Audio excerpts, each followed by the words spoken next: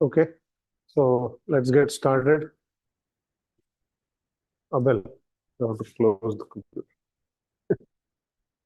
All right. So what I wanted to do today is to start a new topic, which is consistency and replication. But before we do that, just a few announcements. I think lab 2 is done. Okay, I will hand out lab 3 soon in a few days. It will be due on 1st of May. Okay, remember that labs are due the 1st of the month. We'll do that. But before the lab is due, I'll also hand out a homework. We haven't had a homework in some time because we had spring break, then we had exams. So I'll do that. There are a couple of lablets remaining. We'll start handing them out soon. Okay? And after lab 3, we will be done except for the final exam. Right? So today we'll talk about consistency and replication. We'll start with, yes. Okay, question is how many lablets and homeworks do we have pending? There are 2 more homeworks. Okay, so 2 before the midterm, 2 after the midterm. And I think there are either 2 or 3 lablets. I have to check. There are at least 2 lablets. Last year we had given an optional lablet as extra credit. We'll see if we give that again. Okay. What is lab 3 about? Okay, so lab 3 is going to be related to what we discussed today and subsequently. So it will involve replication. You'll have to replicate your services. So far you went from a simple application to microservice. Now we'll replicate it. We'll put caching, add cache consistency, so improve performance. And then there may be some other aspects to it, which might involve a cloud deployment. Because right now you did a Docker deployment, so there will be a cloud deployment. So I think those are things we'll add to lab 3, right? Okay. So this is why this topic and the next one that's going to come is going to be somewhat important because we will take these ideas and put that into the lab. Okay. So let's start with the replication. Okay. So the replication I'm going to talk here is going to involve more data replication. Remember that you can replicate the compute or you can replicate your data. Okay, this is done for different purposes. Today's lecture is going to focus more on the replication of data, which is really a common technique in many distributed applications. There are 2 reasons why you want to do replication at all. Okay, one is to improve the reliability of your system. If one copy of your data goes down, this is true even for a compute replica. If one of them replicas is down, you can fail over to the other one. So your data or your service continues to be available even if there are crashes or there is some corruption of data. Okay, that's one reason to do replication. The other is performance. Okay, the more replicas you have, the more requests and more users you can service. So you can scale your application's performance with the number of replicas. Okay? There are 2 types of replication you see in this context. One is replicating at a single site. Okay? That allows you to essentially, let's say, replicate web servers and or web services. Okay? That's going to allow you to serve multiple users. The other is you can replicate geographically. You can put one replica, let's say, if you have users across the world. Okay? If the users are far away from the service, they see a higher latency to get to the service. So in this case, if you put replicas in different regions, then the users can go to their closest replica, which gives them better performance. Okay? So large services will actually have geographically distributed replicas where they might put replicas on major continents or in countries where they have users and so on. Okay? So those are the 2 reasons for replication. One is to improve reliability. The other is to improve performance. Okay? And there are a few other issues that are involved when you think about replication. We will largely come back to them when we talk about the World Wide Web. Okay? So we will look at replication in that specific context and see how to address these issues. And these issues really relate to, first of all, when to even use replication and when not to. Okay? If you use replication, what is the degree of replication? How many replicas do you want to create? Okay? And where should you put the replicas? Okay? If you are going to do this geographically, where do you want to put your replicas? What impact does it have on your users and so on? So those questions which relate directly to issues of replication, we will hold off for today, okay, and come back to them later. But what we'll do today is to talk about an important aspect of replication, which is consistency. Okay? The moment you create copies of your data, okay, if you make a change to any one of the replicas, you have to ensure that the change is seen by the other replicas. Otherwise, the other replicas go out of sync. They have older data, and if that older data is read, bad things may happen.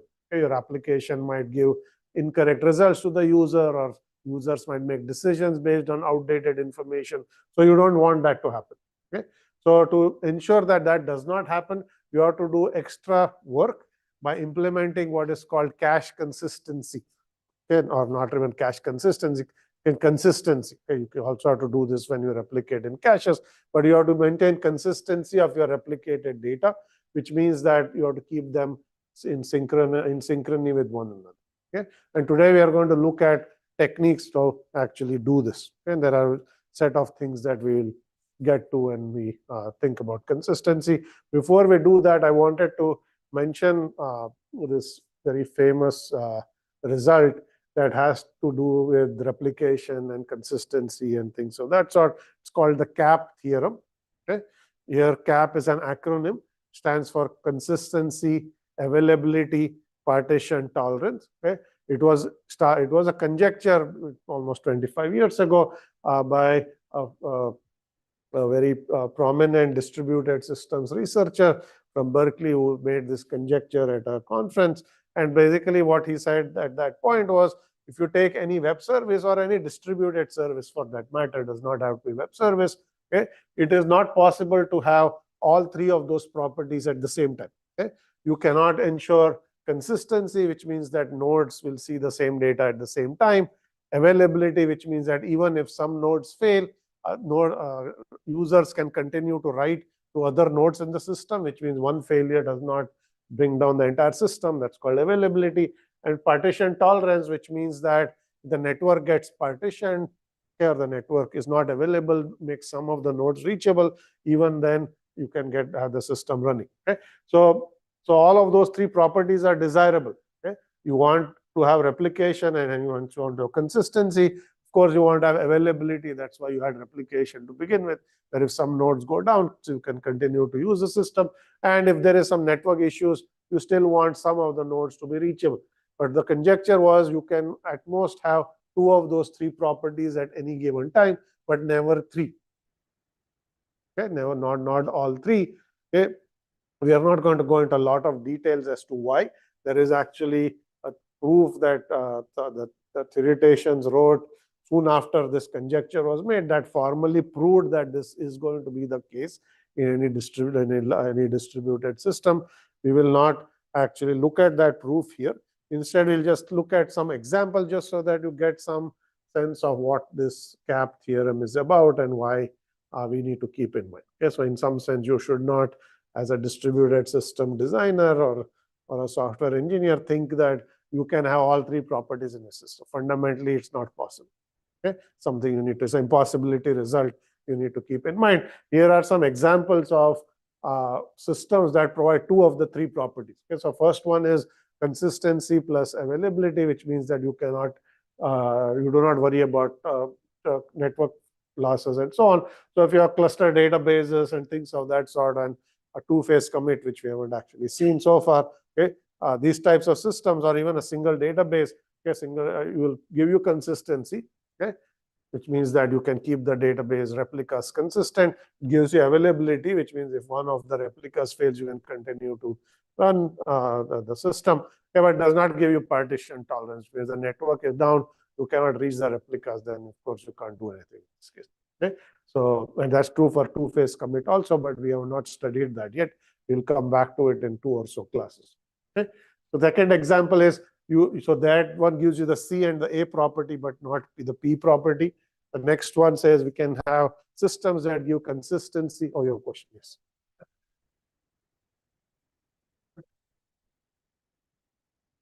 Okay, question is, when you say consistency and availability, does it mean the node or the database? Is that your question? Okay. Right. Okay. So in this case, I think you you should think more cluster databases than single database. Does not actually have availability guarantees typically. The cluster databases do. So let's ignore the single database for now. Just think about cluster databases. So in this case, it does not matter whether it's the node or the database, they are one and the same thing. But you are right, if it's a single database, that distinction is important because the database goes down, nothing is available at that, right? So you have that is absolutely true. Okay. All right. So other examples, consistency and partition tolerance, but no availability. Okay. So essentially things like distributed locking, right? So we talked about locks 2 or 3 classes ago. Okay. So in this case, if you actually have, we had cases where if some nodes went down, you couldn't get a lock because you could not, there was either a deadlock or some other problems cropped up with the coordinator went down. So you could not tolerate losses of nodes, but essentially there was consistency and there was partition tolerance in there. Okay. So, but no availability. If nodes failed, you could not deal with it. Okay. And the last one, which actually we'll see quite often when we get to web and so on, says you can have availability, which means that you have replication and nodes continue to be available. Even if the network goes down, some nodes are available, but no consistency. Okay. So this is in the context of web caching and DNS, where you give very loose guarantees on consistency. Because you can say, if some nodes are not reachable, fundamentally you can't keep all the replicas consistent. Okay. Because if one replica changes, it cannot tell another node that it's another replica, that something has changed. If there's partition tolerance, the network does not let you even contact the other node. So you will have to give up consistency if there is no, if you want to have partition tolerance. You want to be able to continue to operate without contacting other replicas. Because that's an example where you have the A and P property, but not C. And there are many other examples, some of which we have not actually studied yet. They'll come in later classes. Okay.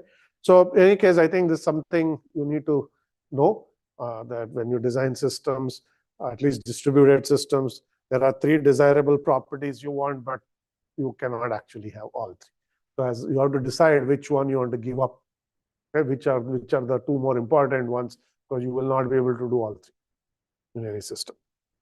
Okay, this is a database example which I will actually let you see offline.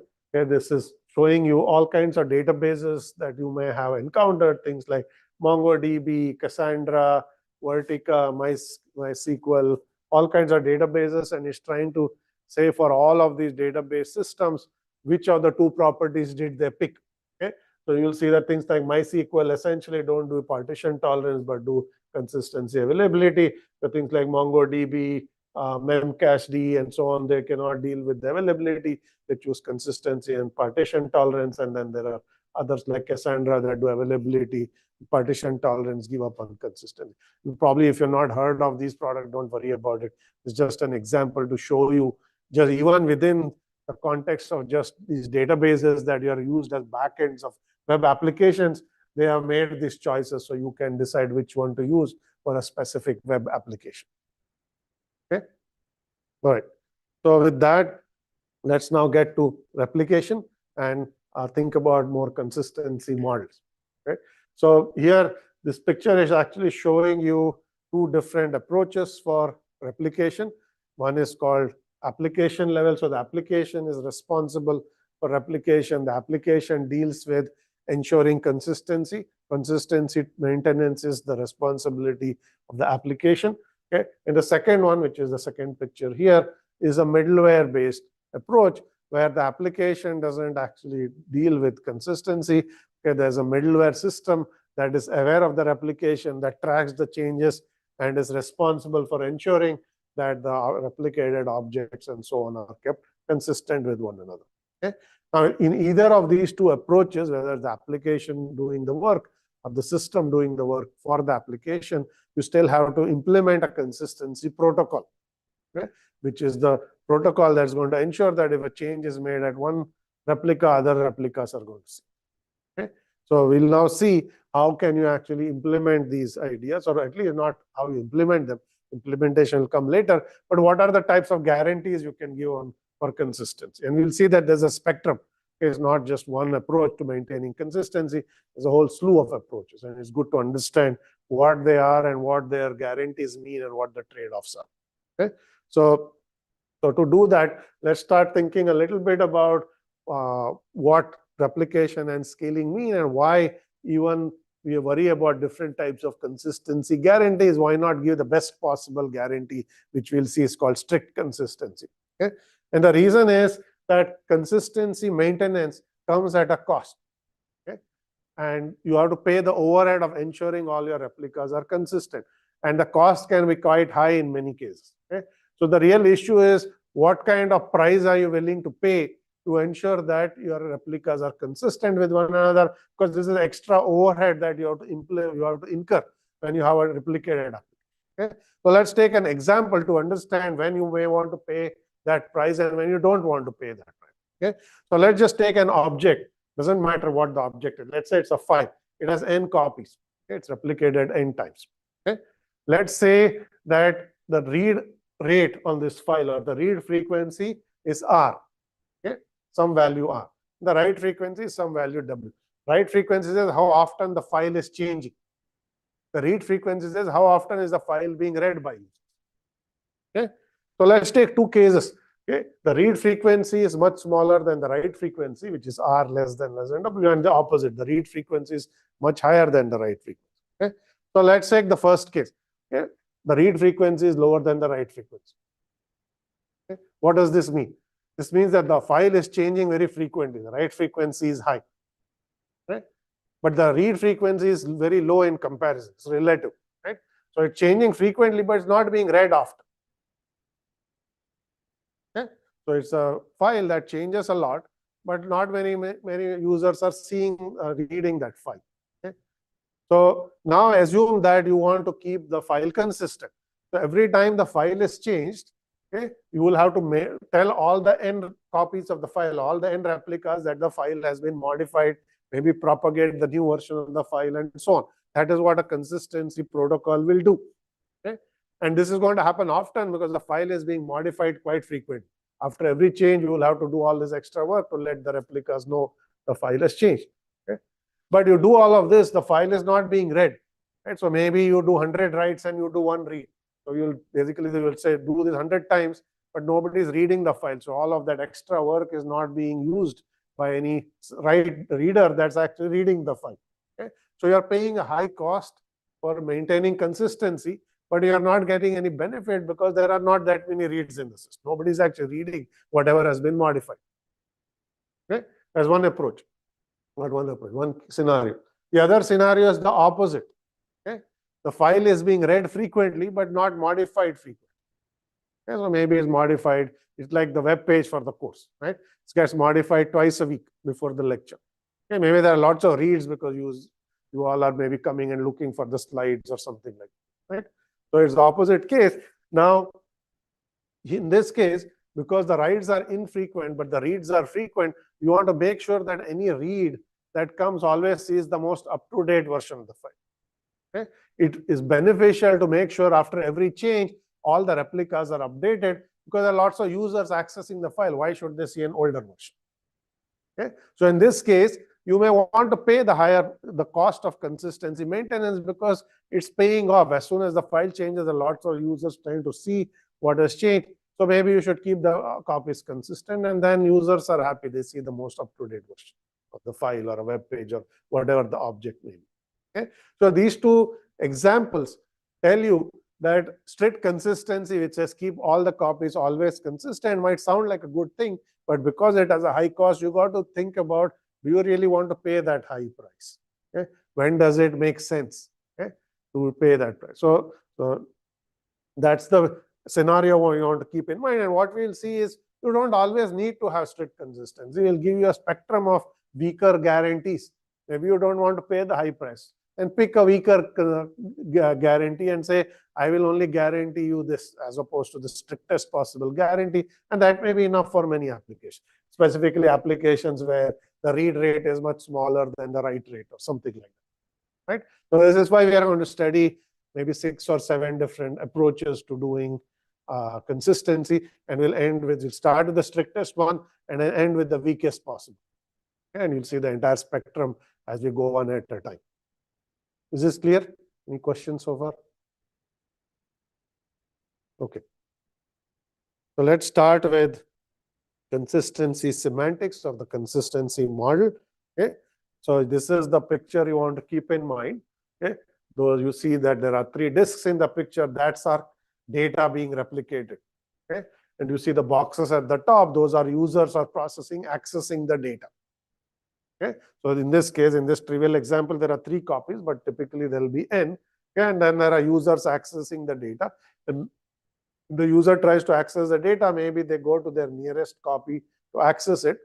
Okay. And then the idea should be that that copy should be somehow consistent with other copies. Okay.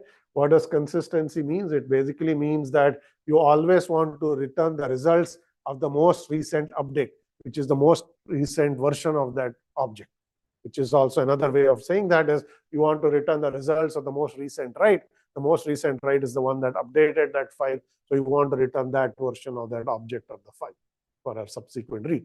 Okay. And you'll see that even the definition of what is the most recent update is not actually going to be clear depending on some consistency models. Okay. So keep this in mind. So we'll start with one at a time. We start with strict consistency. Okay. The idea of strict consistency should hopefully be intuitive. Okay. It says that whenever you try to read a replicated data item, a replicated web page, replicated file, okay, you will always get the most recent version. You will never get outdated. No matter how many copies there are, when you say, I want to read it, whatever comes back is guaranteed to be the most recent version. Okay? That's called strict consistency. Very simple. Okay? So this is going to implicitly assume, okay, a global clock. Okay, because you can say, what does it mean to be the most recent write? First thing is you got to timestamp the writes to know if there are multiple writes in progress, which is the most recent one.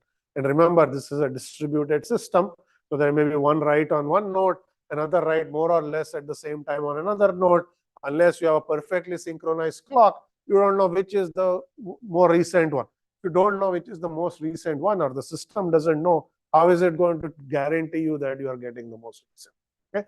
So this one assumes strict consistency, assumes global perfectly synchronized clocks, so that there is no ambiguity in knowing which is the most recent write. Okay. Your clocks are out of sync and you just timestamp the write. You don't know, okay, when there are 2 writes, if you look at the timestamp, which is the more recent. Okay. So clock synchronization has to be assumed, and the perfect clock synchronization has to be assumed. Okay. That's the first issue. Of course, you know there's no such thing as perfect clock synchronization. We already looked at that when we did clock synchronization. Okay. That's the first thing. The second thing is, as soon as you make a write, okay, it has to be immediately visible at every replica. Okay. Because you can always construct a case where a write happens at time t, and there's a read at some other replica at time t plus epsilon, where epsilon is very, very small. And you have to make sure that write result has to already have reached the other replica. Otherwise, it cannot return the most recent write. Okay. And you should also realize that that's fundamentally impossible to achieve because there is always network propagation. Okay. Maybe it takes half a millisecond for the write to propagate. Okay. What if the read comes quarter millisecond after the write? Okay. As per this guarantee, you have to return the result of the read, but that's not even possible because you can't send information faster than speed of. And that's the fastest you can propagate information. But this one assumes that you will almost instantly make all the writes visible. So fundamentally, strict consistency, okay, in the strictest possible or the purest definition is actually not possible, because you can't have perfect clock synchronization. Neither can you propagate information instantly. You have to at least propagate it at speed of light. That's the rate at which you can send data over the network. Okay? But it's a good definition we'll start with. Okay? And in many cases, you may say we will try to provide strict guarantees subject to clock synchronization, error tolerances, and network propagation delay. So you can't beat those 2 things. Okay? But if you can tolerate those, beyond that, you will say everything else is true. Is this clear? Okay. Yes, question.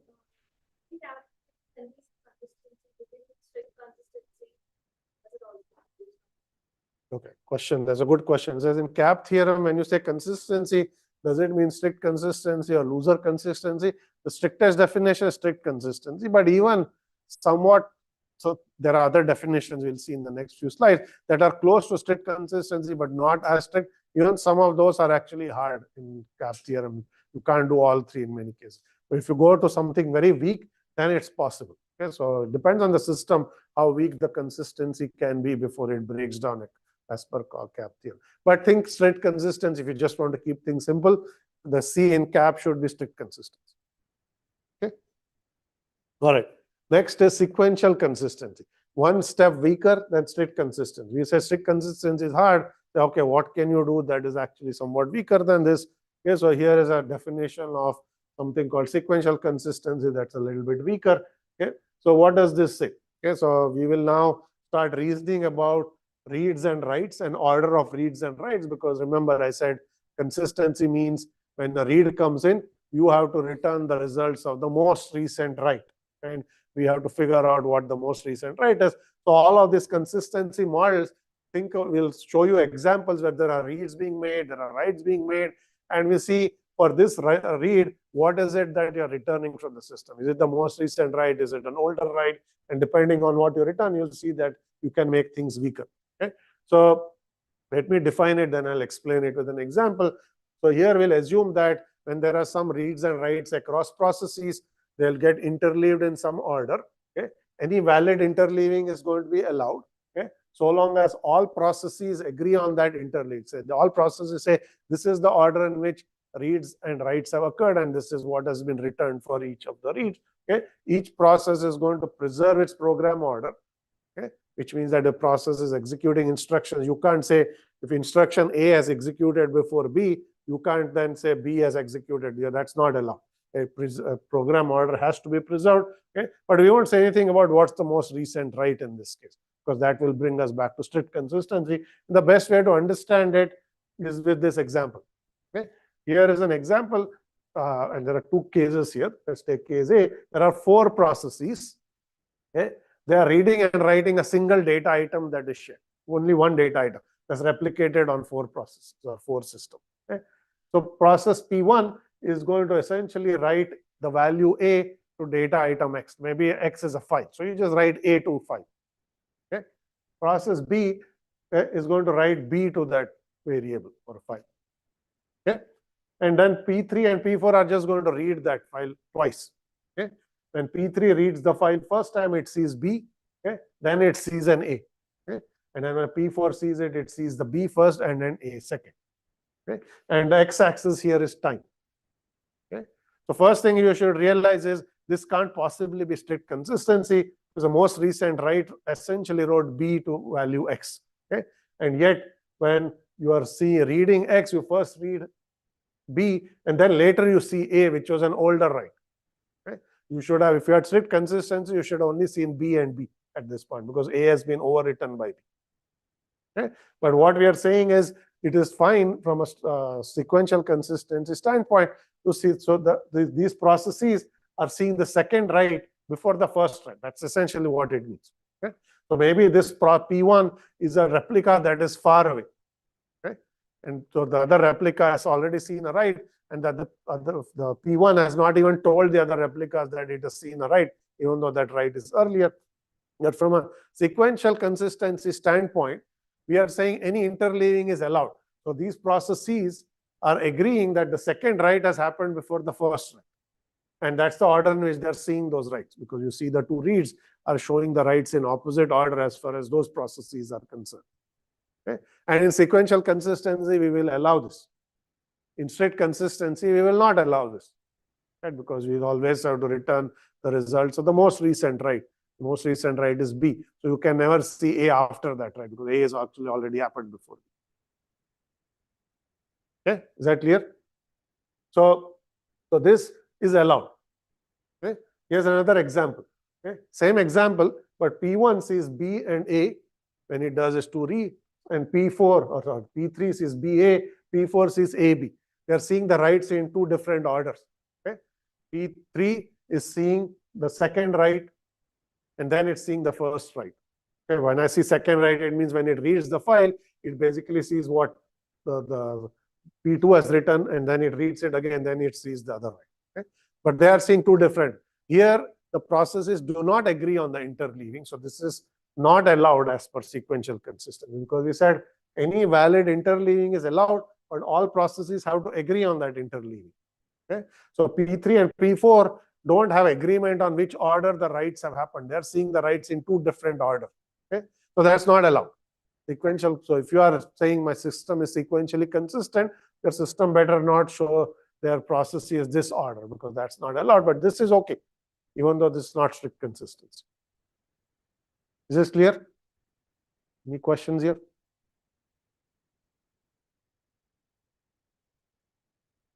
Okay. Think about it. I mean, it's not a hard concept, but you have to think a little bit to understand what exactly has happened. Okay. We basically said strict consistency says order of writes is fixed. There's a global clock. We timestamp everything. We know exactly the order in which things have happened. Everyone sees them in the same order.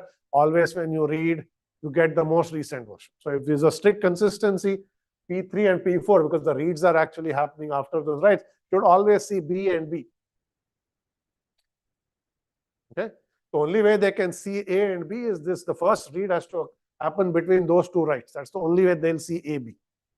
Because the first read is after the first write, but before the second read, you'll see an A, and then you see a B.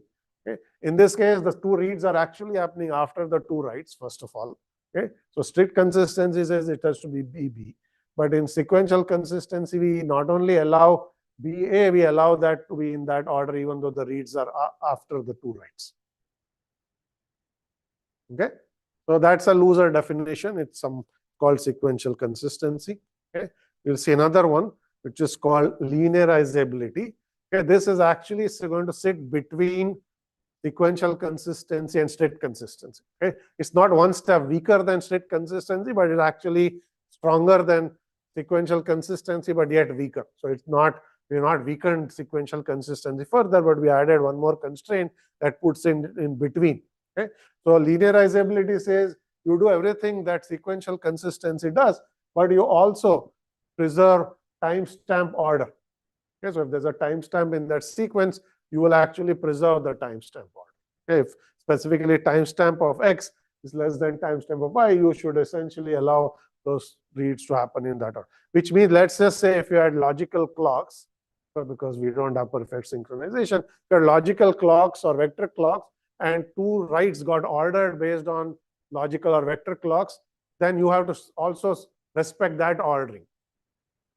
Okay, which going back here, if these two got let's say logical or vector clock values that said that this preceded this, then you should always show AB.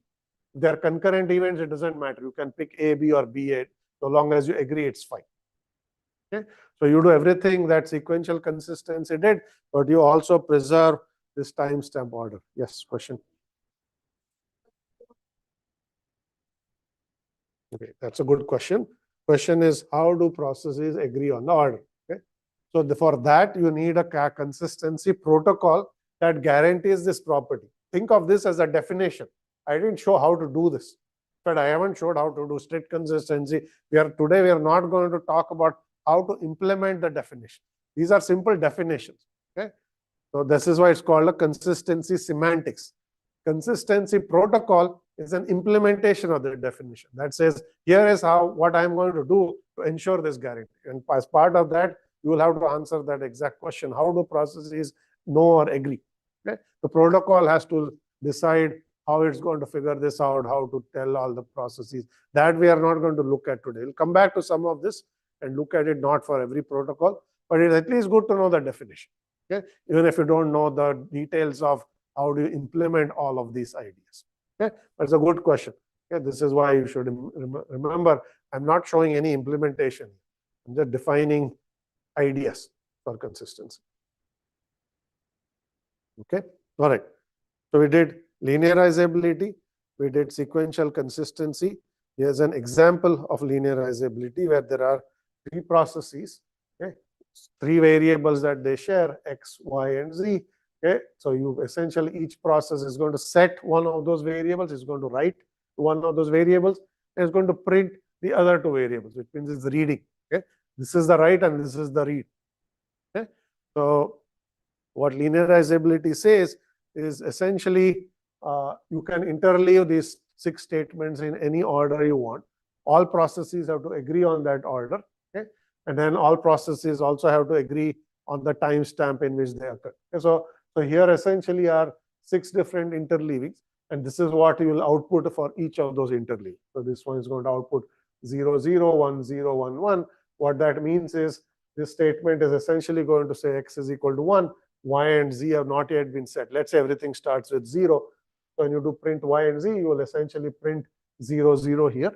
Okay, x has been set, y has been set, and then you do x, z. So x gets 1, z has not yet been set, so you see 0, and then you set z equal to 1. You print these two, you get 1, 1, and so. So if you just execute these instructions, you will see that's what you're actually going to see on the screen. If though that's the interleaving that you agree, all of those interleavings are valid as per linearizability because they actually agree on the interleaving. You are agreeing on program order. This is program order. Okay? Program order says you always do the assignment before the print. In none of these did you actually, for any of these processes, flip the assignment and the print. If you did that, you would not preserve program order. You will see that always the assignment and the print comes in that order. Okay? And so on. So we have actually, if you go and think about it, you will see that all of the conditions that I mentioned are actually true. Okay. So I'm going to show you another example which also clarifies. It's a different consistency model, but it clarifies linearizability as well. Okay. And this one is called causal consistency. And it says causally related writes must be seen by all processes in the same order. This is very similar to saying timestamp of 2 events are ordered, then you must respect that order. We are now talking about essentially writes in this case. Okay? And I'll show you an example of what causally related writes mean. It says concurrent writes may be seen by processes in different order. So we'll come back to the same example we saw when we did sequential consistency, and we'll see what has changed here. Okay? Process P1 is still writing A to X.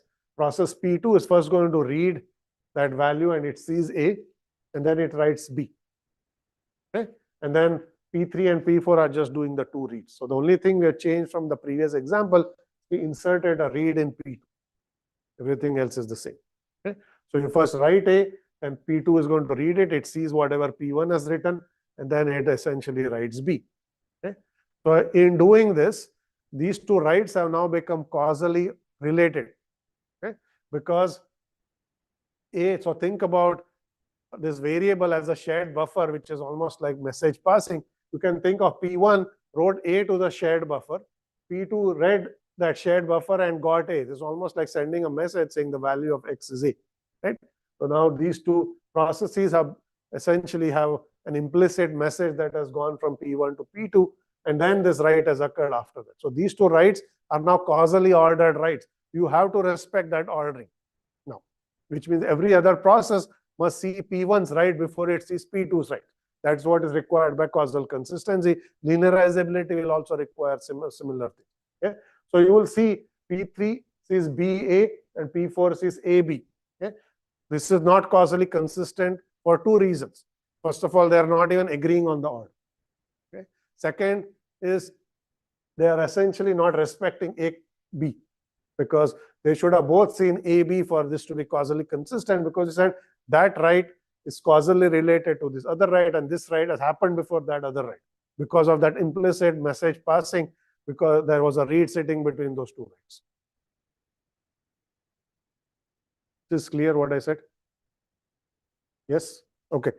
Now, so this is not permitted. The only way this would be permitted is P3 has to see AB and P4 also see AB. That is causally consistent. But you can't do BA and AB. Okay? But let's go back to the old example where we don't have that read at all.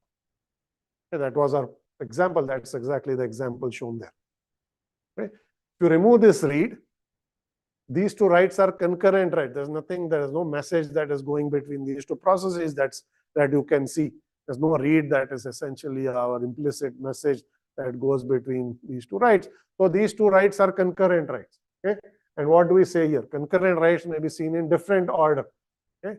So in this case, P3 can see BA and P4 can see AB, and that's actually allowed. Because they're concurrent writes, we don't order them. You can see them in whatever order. Yes.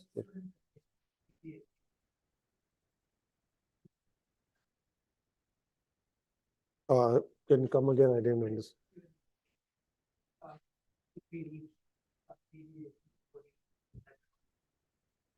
If they both see AB, one sees BB and other sees AB. Yes. If you see if P3 sees BB, that is always allowed because you are just seeing the most recent write. So that's not a problem. And P4 sees AB, that's also that's allowed.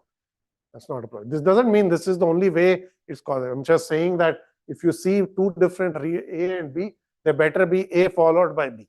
It can't be B followed by A if these two writes are causally ordered. However, if the writes are independent, we don't actually restrict what order they are seen in. They can be seen in two different orders. This is why this is weaker than sequential consistency. Because sequential consistency is that at least pick an order and stick to it. All processes must see that order. Okay? So if you had picked BA, then everybody should see BA. If you said AB, everyone sees AB. Here we say we don't care. You don't even have to pick an order if they are in concurrent. Only if they are causally related, then you have to pick the order that is dictated by causal relationship. Okay? So much weaker than all of the three we have seen. It's weaker than strict consistency, sequential consistency, linearizability. Yes.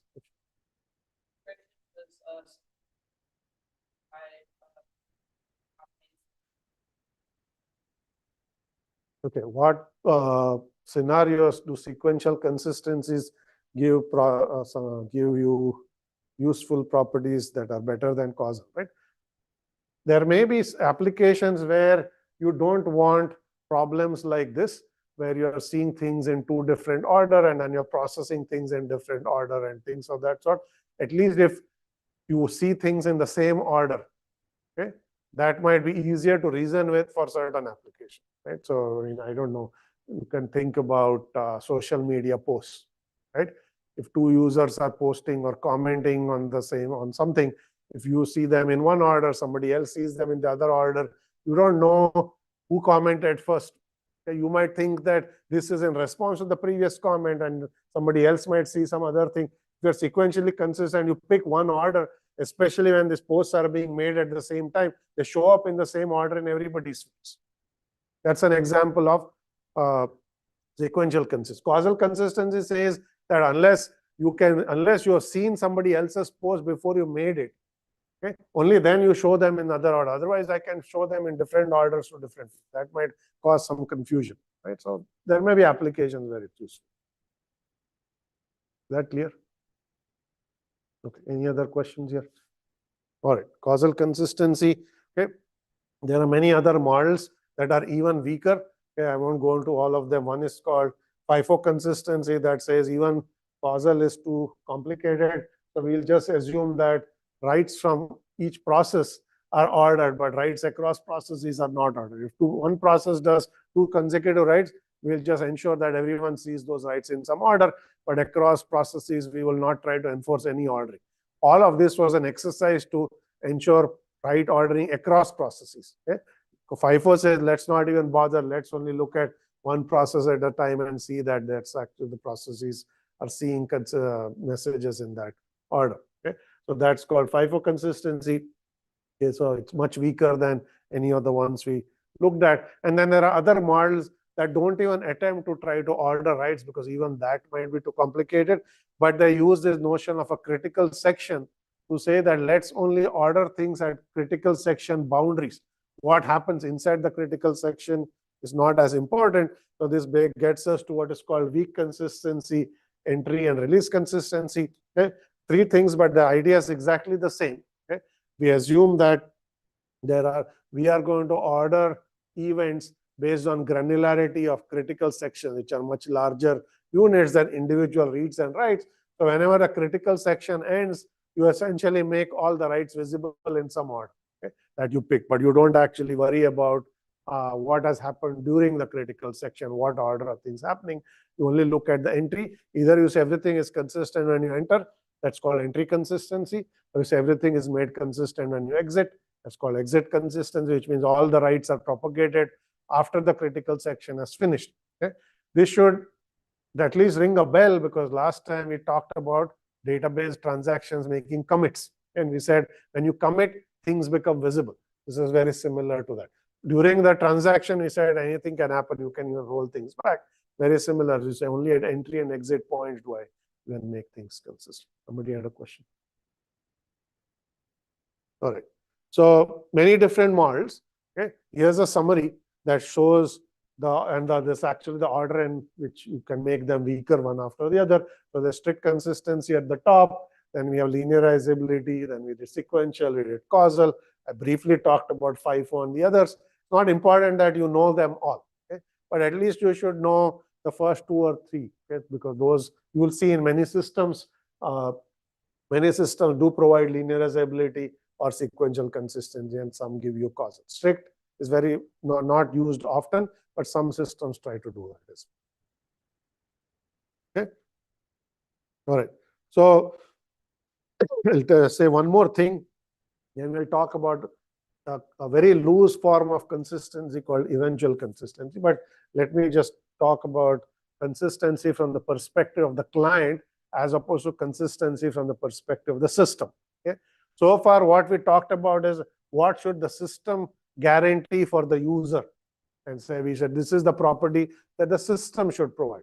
Okay. In many cases, that's not really what is important. What is important is what is each user individually seeing, not what the system is providing to all users. What does this user see? Okay. And what does the system do so that this user sees something in a consistent fashion? Different users might see things in different order. We already saw that. Okay. So if you just order writes and reads for individual users, you have what is called client-driven consistency. It's only what a particular client sees. Okay. So here's an example. Okay. Let's say you go and update a file, and this file is stored in some cloud storage. Okay. And let's say cloud storage is replicated. So you make an update, you write to a file, and you put it, let's say, in your whatever Google Drive or something. Okay. Then you go home. And let's just say, for sake of argument, your house is far from where your work was, where you did the write, and you go and you read that same file. Okay. You expect that that file should actually have whatever you wrote previously. Okay. Okay. That's your expectation as a user. Okay. Now, it may so happen that when you read the second time, it's going to another replica. Okay. Because maybe the file is replicated, and there's one replica was close to you when you did the write, another replica is far away. Now, if the second replica shows you an older version of the file, you will say that doesn't make sense. I wrote something and I saved it. I don't see those changes here. Okay. So users might themselves see things in an inconsistent fashion. Now, this is nothing to do with the system, how it has done things. It's just an individual user, and they are seeing things out of order. Okay. This will often happen.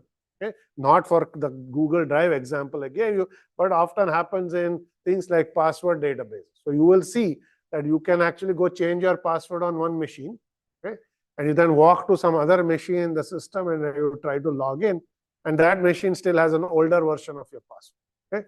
Why is this? Because the password database is replicated. They use a old, very weak form of consistency. Okay. They have not yet propagated your change to the other password database replica. So the other database still have an old password. So you have just changed your password, but other machines have not seen it because they are using a different version of the password data. Okay. So this is where a very similar example where you make an update, you go to another machine, you don't see that update. Okay. So you want to ensure that your system is actually presenting data to users in some reasonable manner. Okay. That gives us all these consistency models. Okay. And there are 4 here. Okay. Monotonic reads say that each read should monotonically give you the same or a newer data item, never an older one. Okay.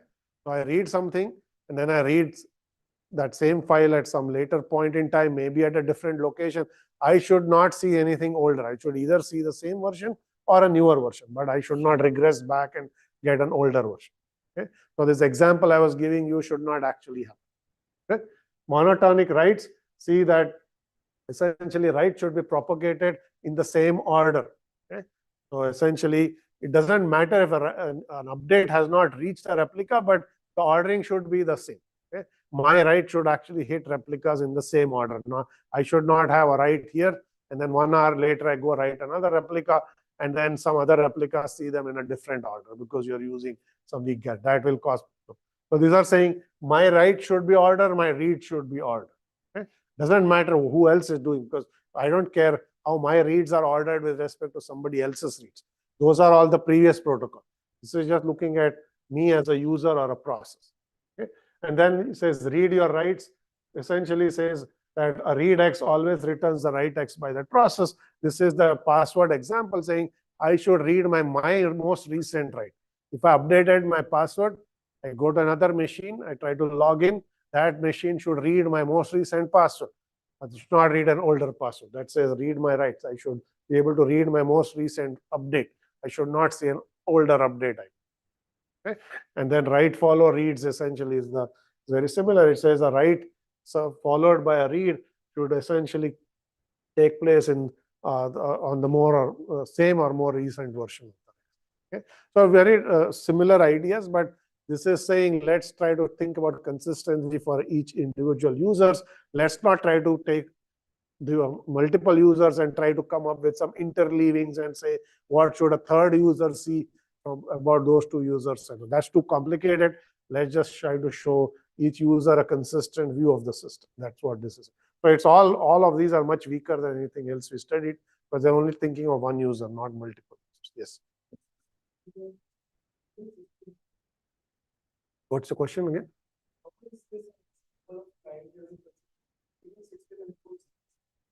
Shouldn't the system enforce these rules? No, they don't enforce. That's the problem. Most systems will actually have very poor consistency guarantees. They will not even give you this, which seems quite reasonable, even though it's quite weak. I gave you the password example, right? It's actually, if you can try this, if you may get locked out for a bit on the idle lab. You go to the idle lab, you go to one machine, you change the password, you log in on another machine. Sometimes it will not see the password. You will see your old password. So you will not be able to log in with your newest password. You might have to enter the old password, and maybe an hour or two later, the changes will sync, then the new password will show up. So, okay? And that's because systems have a very lax view of how to keep consistency again, because it is so expensive, right? They will say, let's just do something that is weak. And I'll talk about one that's called eventual consistency. You'll see that that's so weak that all of these problems can actually occur in those systems. Okay. All right. So let's get to eventual consistency, which is essentially the weakest possible model you can think of. Okay? But this one says no guarantees. Okay? Eventually, my change will propagate. I will not guarantee anything on whether it will propagate, how long it will take to propagate, but eventually it will do after maybe long periods of time. Okay? So this is actually surprisingly weak and often used in many systems. Okay? Domain name system uses this. So if you actually go and update the IP address, let's say you have a URL, www.umass.edu, you want it to point to another IP address, you make that change. It may take 24 hours for the rest of the world to see it. Okay? Until then, some will see the old version of the IP address, some will see the new version. Things will stay inconsistent for some period of time, okay? As much as 24 hours. Okay? That's what this is very weak for. Okay? Same thing about the database. Okay? So I mentioned the password example. Okay? Password example, same thing. So the way they set this up is these databases will synchronize with one another once an hour, after some amount of time, periodically. Okay? So until then, they will be out of sync. Okay? But every hour, they'll say, okay, let's propagate all the updates, and then they'll synchronize. Okay? So a lot of these systems use these type of techniques, which is why you have this. And as it turns out, all your cloud storage, Dropbox, OneDrive, iCloud, all use eventual consistency. There's no guarantee. Okay? You actually have two machines. You go and you put a file on one machine and you update OneDrive, Dropbox, any cloud database. You go and see on another machine, it may not have shown up. It takes some time. The cloud storage is giving you no guarantees of how long it will take for your write or changes to propagate. Okay? It will show up, and typically good ones might propagate them in seconds. Okay? Some might take minutes, but it will take some time. Okay? The system says no guarantees. It will happen eventually. Just be patient and wait. Okay? So this is the model that most large systems actually use. And so it's good to understand what this means and how it is actually done. So essentially, say a very weak guarantee, all changes are eventually sent to other copies or other replicas. Okay. So how does this actually work? Okay. So essentially, what the formal definition of eventual consistency is, in the absence of any more updates, all replicas will eventually converge towards identical copy. So say that you stop making updates, and then after a while, all the replicas will converge to one version where everyone has seen whatever changes have been made. Okay. But while changes are being made, the replicas may be in different states. That some replica have some data, others have some other data, but they are not all seeing all the data all the time. Okay. So it's very cheap to implement. Okay. This can often cause write-write conflicts, okay, because you're not ordering writes and so on. And you will see this also if you use Dropbox and these other systems frequently. If you have multiple machines, you go and make changes to the same file on two different machines close to one another. The system will not know which is the most recent version. It will say I have two copies that were changed more or less at the same time. That's a write-write conflict. And it will say here are two copies of the file. You go figure it out, and you say which one is newer, or you merge it or something like that. Okay. So this will also, you will see every cloud storage system will actually flag this when you do these types of. Okay. If you had some guarantees on consistency, you would not have that problem. Okay. You would have actually known which one happened before which one or something like that. Okay. So very cheap to implement, but still gives you some write-write conflict, and things are fine so long as user accesses the same replica, you go access some other replica, you may get older data. Okay. But let's now see techniques to implement. This is the first time we are actually now going to turn our definition into an actual implementation. Everything I talked about so far was just definition. Okay. Strict consistency, linear. I did not say how to implement any of this. This is weak enough that we can actually talk about implementation. Okay. We'll talk about two techniques. Okay. Their first one is called epidemic protocols. Okay. This was a technique that was designed, I think, almost 40 years ago. Okay. In a system called Bio. Okay. And the main new idea in Bio was it assumed that the replicas had what was called weak connectivity, which means replicas often got disconnected from the network. Okay. So there was no way of implementing anything strict, because if the replica is just disconnected from the network, there's no way you can tell the replica something has changed. Right? It was not even there that you cannot communicate with it. So they said we have to do something weaker. And the reason this was true, by the way, is these were the old days where mobile computing was just becoming sort of something that researchers were studying. And mobile devices are not always stay connected. Even today, your laptop, if you close the lid and go somewhere, disconnected from the net. So you have all kinds of mobile devices that are fundamentally not always connected to the network. So how do you ensure consistency in that scenario is what they are looking at. And then they said, let's come up with this notion of weak consistency, or eventual consistency rather. And how are we going to do this? They came up with this idea saying, let's use this notion of the epidemic protocol was essentially developed based on theory of how diseases spread. Okay. How do diseases spread? Right. So it comes from pairwise physical close proximity or contact. Right. So this is how cold is going to spread, or this is how cold spread. You are sick, you go near somebody, inadvertently you pass on your germs, and the other person becomes sick, and then they do the same thing, and it's essentially going to pass your germs to somebody else. Okay. So if you look at that concept, you can say this is how I am going to, as in the system, spread updates. Okay. When a change is made to a replica, okay, we are going to essentially call it an infected replica, because it has a change it wants to spread. Okay. How is it going to spread that change? It will talk to some other machine at random, okay, and then essentially try to spread the change by saying, here's some change I received, now go spread it yourself. Okay. Exactly how diseases are going to spread. So it's the key thing here is pairwise exchange of updates, where two replicas connect. Okay. You basically say replica I connects randomly to replica B and say, here are some changes I have, maybe that one also sends you changes, and then you exchange some of them. And then you do repeat this randomly over time, all the changes are going to spread to the system. Okay. So essentially it's pairwise spreading of diseases. So the terminology here is as an infective store, this is a store or a database or a system that has some changes it wants to send to someone. Okay? Susceptible store is the one that is yet to see that change. Okay? And the goal of an infected store is to make all the susceptible store infected. So if everyone is infected, okay, all of them are seeing the change. Okay? That's the basic idea. Is this clear what I'm saying? Okay? So this is essentially a randomized algorithm. Okay? So it's called anti-entropy. It's completely randomized. So you have n replicas. Server P going to pick a replica server Q at random. Okay? And they exchange some updates saying, do you have any changes I have not seen? I saw, and you basically look at what data you have. The other ones is what data they have. You look at the difference and you just exchange all the differences. Right?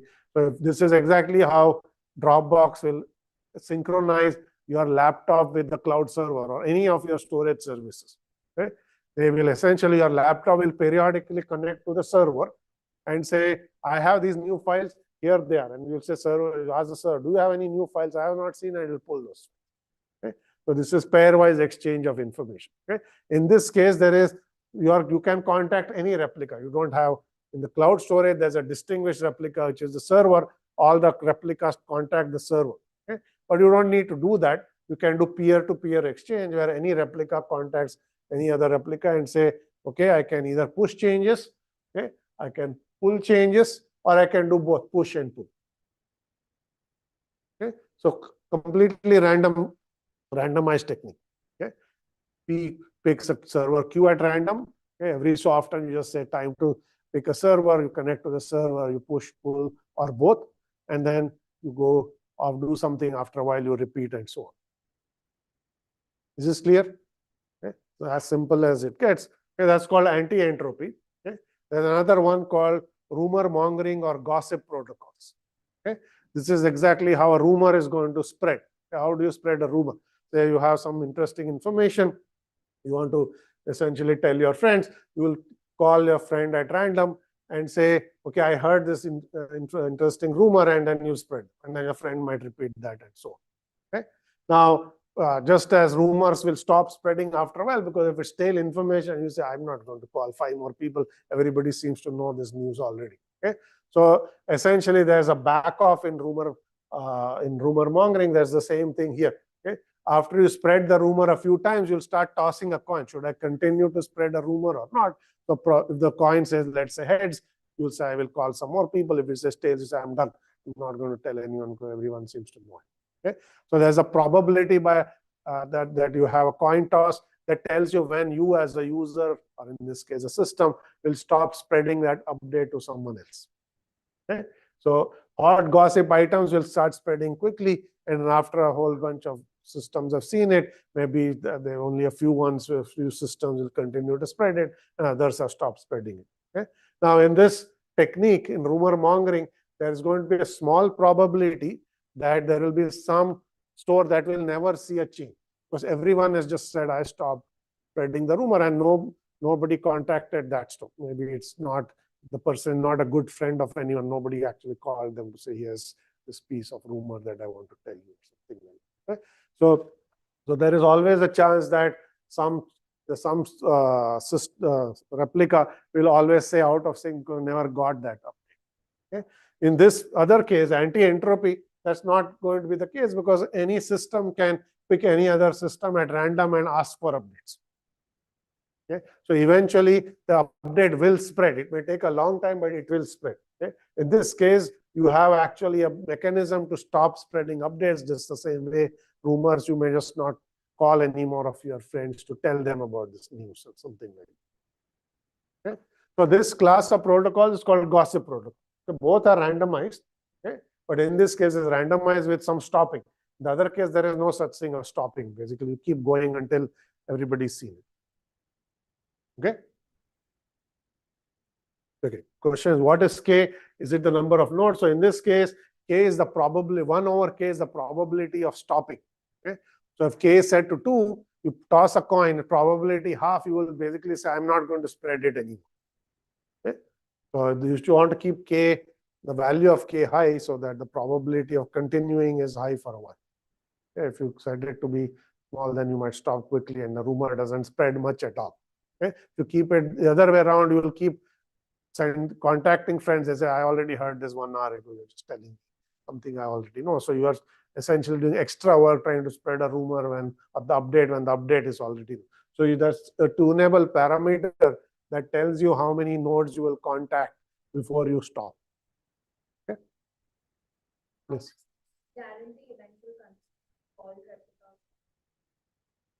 Okay, good question. How does rumor mongering or gossiping guarantee eventual consistency if nodes are going to stop? So you'll see that it does not guarantee all replicas will receive the update. So it's not going to give you eventual consistency in that fashion.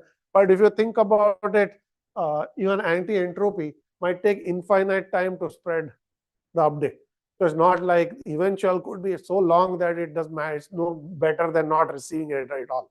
Because there's no guarantee the update will spread anytime. So it may take 10 years, right? Because you might have a technique that randomly picks some nodes but not other nodes. Because it doesn't say how to pick a node or anything like that. So some nodes may take a very long time to receive the update, which is no better than not receiving it at all, because for all practical purpose, those nodes are not seeing it. Okay? So eventual consistency is so loose, there's really no guarantee. So there is no such thing as guaranteeing eventual consistency, because it's like it can take an unbounded amount of time to get all the updates. In this case, that unbounded amount of time is infinite. That's the same as saying you don't get it at all. Okay. Any other questions here? Okay. So I want to say one more thing, and then we will end, which is when you have epidemic protocols, spreading new changes, new files, updates to files is the technique I talked about previously. Okay?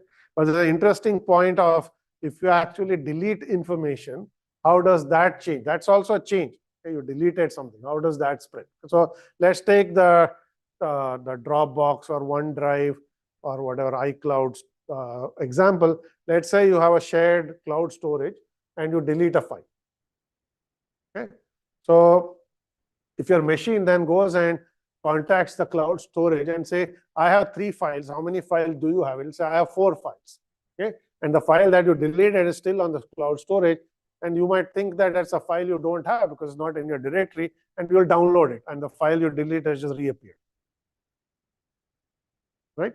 So this all, if you base, so essentially removing data, if you don't do it well, will just not actually work well, because you'll recreate deleted data and the file will just show up again as if it has never been deleted. So you can't simply just look at file directory contents and say, which file do I have? Which file do you have? Let's just transfer information. If I don't have a file, you send it to me.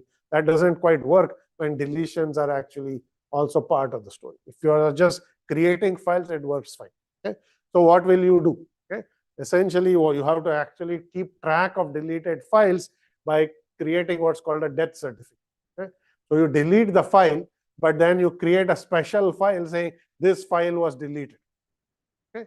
So you then, when you compare two directories or content, you say, is this file actually not something I never had?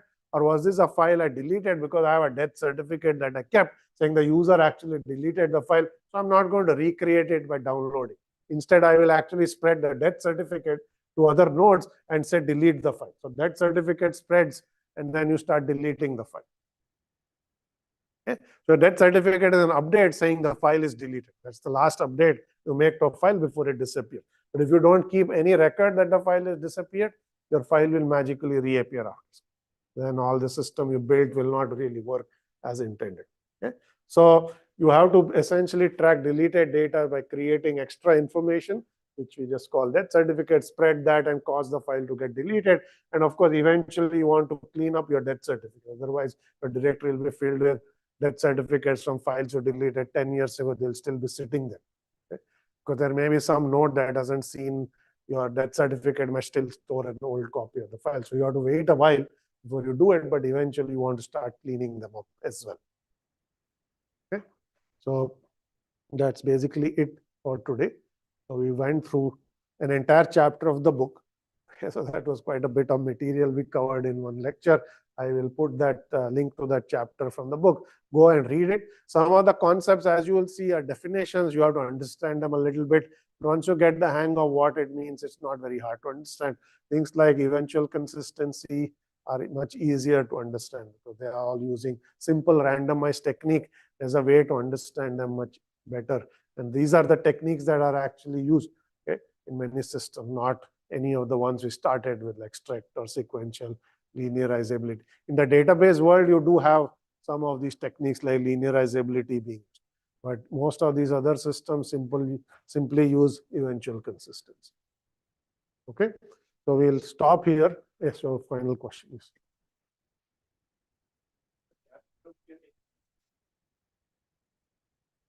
So is it just 100% of this because we start with a straight line and we go down lower to